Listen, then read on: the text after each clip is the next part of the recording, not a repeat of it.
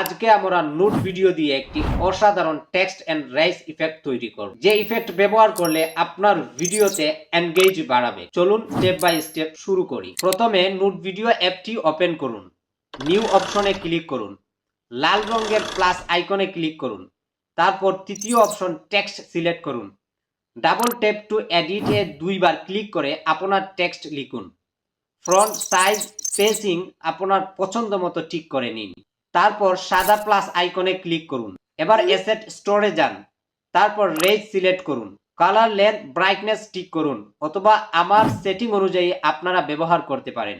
এবার রেজ লেয়ারে যান, সেন্টার অপশন সেকেন্ড অ্যামাউন্ট বাড়িয়ে কিফ্রেম যোগ করুন। তারপর শেষ ফ্রেমে যান, অ্যামাউন্ট কমিয়ে আরেকটি কিফ্রেম যোগ করুন।